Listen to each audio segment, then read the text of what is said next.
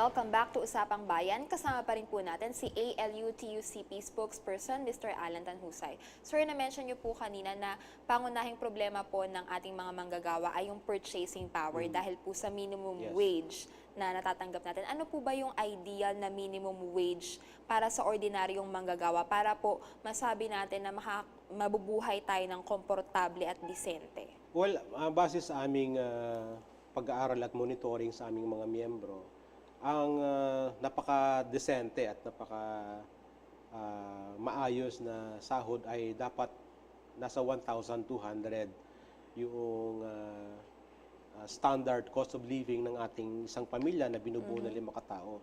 Subalit sa aming obserbasyon ay hindi kayang ibigay ito ng ating employers at ng gobyerno at the same time. So, ang aming minimum standard ay nasa dapat 800 pesos. Okay. For a family to survive in a day at for a family to live above poverty. Yan ho ba ina-assume nyo na isa lang ho ang nagtatrabaho sa kanila o dalawa na silang nagtatrabaho mag-asawa? Ang amin pong assumption ay dalawa. So sa makatawid, ang pamilya, kung tumatanggap ngayon tayo ng minimum wage na mahigit 500 times 2, di mahigit 1,000 na talaga. So, dapat ho ganun yung, yung ating sa makatawid, malapit na ho dun sa sinasabi nyo 1,200 family income. Oo. Pero kaya nga lang, ang issue dito ay yung erosion ng daily minimum wage, no? Dahil nga sa pagtaas ng presyo ng mga bilihin. Ito yung concern namin. Sir, since napag-uusapan na rin po ang sweldo, naging mainit po ng usapan sa social media, ito pong pahayag ng NEDA na 42,000 pesos daw po ang kailangan ng isang pamilya para po mabuhay ng komportable. Paano po ba talaga mabubuhay ng desente ang isang pamilya? Sapat na po ba talaga yung 42,000 pesos? Dahil po may mga nakapanayam tayo na ordinaryong manggagawa, sinasabi nila na 42,000 is not enough. Well, sa amin yung Per month. Per month, per month. sir. Sa amin siguro accurate yung 42,000 na cost of living standard ng NEDA. Pero yung 42,000 na ito, it surfaced because of the miscommunication ng NEDA, no? Ang sabi nila ay 10,000 pesos lang daw. So the NEDA tried to correct the situation by coming out with a 42,000 standard just to allay the public uproar on this issue. So, sa amin, accurate yung 42,000. Pero, mayroong kulatilya na ikinabit si Secretary Peña doon sa kanyang pagsabi na ito yung cost of living standard natin. Ang sabi niya, ito yung living standard, 42,000. Pero, kinokosyon niya yung mga companies to not to give a significant wage increases dahil inflationary nga ang mangyayari. So, sa tingin namin, dapat kung 42,000 nga yung standard ng isang bawat pamilyang Pilipino, dapat the government, the employers, and the workers should work together hand in hand in order to achieve this cost of living standard. Yung nabanggit nyo ho yung 42,000 na yan, ano, nabanggit ni Rich, parang i-compare natin sa ating mga kinikita ng ating mga OFW or overseas contract workers. Palagay ko ho, ang average income na kinikita ng ating mga OFW, including seamen, baka hindi ho umaabot ng 42,000. So, maaari ho siguro napaka-unrealistic naman nung estimate niyang ginawa ng NEDA. Dahil kasi kung tutuusin, kung sa ibang bansa, miski sa mga developed countries, hindi naman makapagbigay rin ng average salary rate sa ating OFW na ganun kataas, which is almost 1,000, maybe more than $800, no? So, paano ho bang masasabi niyo dyan? Ang kinoconsider ho namin yung 42,000 na standard ay ito yung Collective na, sir. kumbaga sa ito yung ating ideal rate. Wish list. Yeah, wish list. Wish ko lang, ganyan. Kasi kung gusto natin, kasi ang ating minimity, dapat ang isang pamilyang Pilipino ay able to buy the nutritious food, may sariling bahay, yung anak makapag-aral sa mga eskwelahan, at meron siyang sobra na kaunti na pwedeng ilagay sa bangko na magiging savings. So just in case na kapag merong crisis ang pamilya, may sakit o may mga sudden May significant panghuhugutan sila. mayroon sila makukuha. So ito po yung ideal na rate na sinasabi namin. So ngayon, yung ALU-TUCP bilang isang workers organization at bilang partner ng employer at ng gobyerno ay dapat pagsumikapan natin na matamasa natin itong cost of living standard because we know as we go along, as we move forward, alam naman natin na yung 42,000 na to ay mag-iiba yung kanyang rate, no? Yung 42,000 baka tataas yan in the next few years at hindi na siya 42,000. So, go ahead. Sa pagkakaintindi ko po, sir, ito pong 42,000 pesos na sinasabi ng NEDA na standard ay collective effort din po ito ng pamilya. Like for example, 22,000 ang sinusweldo, tapos may 20,000 pa yung dun sa wife. Ganun po ba? Ganun yung tama? Ganun For po family yung- of 5 for a or family 6? of 5 Family So, of ibig five. sabihin nun, mag-asawa Mag-asawa at niya trabaho. tatlong anak. Okay. Sir, do you think this is attainable with the current situation that we have in the country na, yun nga po, kasi may problema tayo sa minimum wage, hindi pa rin po nagagrant ng gobyerno yung ideal po na minimum wage na sinasabi ninyo. Sa tingin niyo po ba itong 42,000 na standard attainable within the administration of President Duterte? Well, itong 42,000 ay ito yung posisyon ng NEDA. Sa kanila nanggaling ito, no. Ito yung target rate ng ambisyon natin. Na dapat by 2040 lahat ng mga pamilyang Pilipino ay dapat nasa middle class level na tayong lahat. So, sa amin kaya itong ma-achieve, no? Kung the government would continue to be responsive at yung employer ay receptive doon sa concerns o sa mga panibagong pamamaraan, mga bagong sistema para matulungan natin yung mga manggagawa. Kasi kung ang employer ay maalaga sa kanyang mga manggagawa, maayos siyang mag-alaga, no? Yung kanyang manggagawa ay happy. Kapag happy ang mga manggagawa mo, napakaganda ng kanilang productivity. Sir, so sa tingin niyo po, masosolusyonan po na ang kahirapan sa ilalim po ng Duterte administration?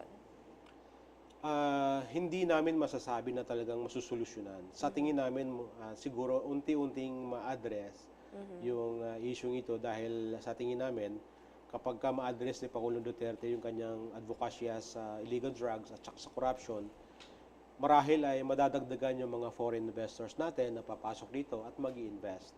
Kapag sila dito ang nag-i-invest, siyempre, madadagdagan yung trabaho para sa kababayan natin. Alam niyo ho, maganda ho yung pinag-uusapan natin na yung sinasabi niyong ideal range ng sweldo ay 42,000. Yes. Pero lalo naman hong napapag-iwanan yung mga ating mga kapatid na wala naman trabaho. Ang nabanggit niyo ho kanina nung bago tayo mag-on the air, ilan hong milyon ng Pilipinong walang trabaho na of legal, of working age? Ang aming pong monitoring ay nasa 11 million. 11 million. So sa makatuwid, yan ho ang 11 million na yan, ay walang pinagkakakitaan ngayon at dito ho napupunta yung ating tulong sa gobyerno kagaya ng mga conditional cash transfer natin, ganyan. So paano ho naman natin matutulungan yon or part ba ng ng TUCP na layunin na para matulungan sila upang magkaroon ng trabaho? Ang amin ho kasing iniisip ay kapag matulungan ho natin itong yung bulk of minimum wage workers natin, itong mga minimum wage earners. Ang aming hong iniisip kasi sa tingin ho namin ay kapag nadagdagan ng purchasing power yung kanilang sahod, ay mapupunta rin ho sa local economy yung kanilang perang kinuha at mabubuhay yung domestic economy natin. At sa tingin ho namin ay isang pamamaraan ito para indirectly ma-address yung sitwasyon ng ating mga kababayang walang trabaho. Pero ganun ho ang nangyayari ngayon, di ba? Ang sinasabi natin sa train law na ito ay nagkaroon ng mas maraming pera ang ating kababayan na yung mga minimum wage earners and things like that na mas yung maliliit ang sweldo Dahil kasi bumaba ang kanilang buwis na ibinabayad. So sa makatuwid, mas marami silang pera ngayon. Pero nakita naman natin na kung ano man yung dagdag na perang kinita nila, naubos rin doon sa pagtaas ng yung Yes, napakataas na inflation rate. So hindi ho kaya mangyayari ganun rin na habang nagkakaroon ng malaking sweldo ang ating mga empleyado, nauubos rin dahil kasi tumataas ang presyo ng bilihin tapos mas lalo pang napapag-iwanan yung mga ating mga walang trabahong kababayan. Well, malaki hong papel ang gagawin ng ating gobyerno sa ganitong sitwasyon.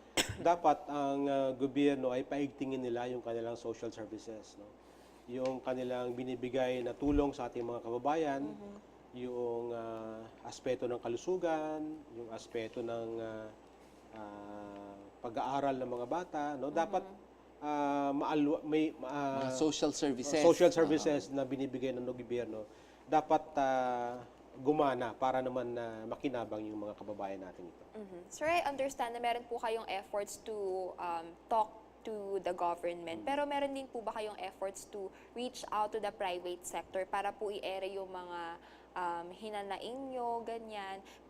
Particularly po dun sa usapin ng sweldo. Kasi po, I understand, sir, na marami pong differences between sa employer at saka po sa mga manggagawa. Meron po bang efforts na ginagawa ang ALU para po i-reconcile itong differences at misunderstandings kung meron man para po pag nagkaintindihan kayo ay mas maipahiwatig nyo po ng mas maayos sa government yung nais nyo pong mangyari?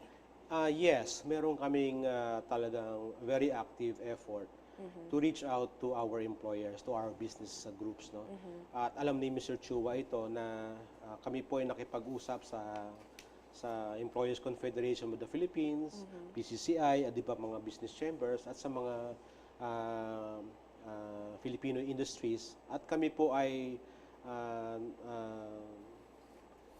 pilit naming binubuksan yung linya ng komunikasyon at pinaparating namin sa kanila yung mga isyong pwedeng mag-collaborate at mag-work together yung employer at yung labor sector. At since nabuksan na namin yung ganung mga linya, hopefully one of these days ay magkaroon ito ng bunga para hindi naman kami mag-focus doon sa minimum wage lang, mag-file kami ng wage increase petition. Dapat employers and labor sector should work out other ways of improving the lives of the workers and improving the business sectors. Sir, so far po, ano po yung mga issues na inihatag nyo po sa palasyo na nasolusyonan na po nila? Well, unang-una yung issue nga ng the rights of government workers to organize themselves. At meron kaming kasalukuyang wino-workout kay Pangulong Duterte na aming proposal na 500 pesos cash voucher subsidy. Ang proposal na ito ay binigay namin kay Pangulong Duterte noong April 2017. Ang konsepto nito ay magbibigay ang Office of the President bilang panimula ng 500 pesos sa subsidy sa mga minimum wage workers natin to help these workers cope with inflation. No?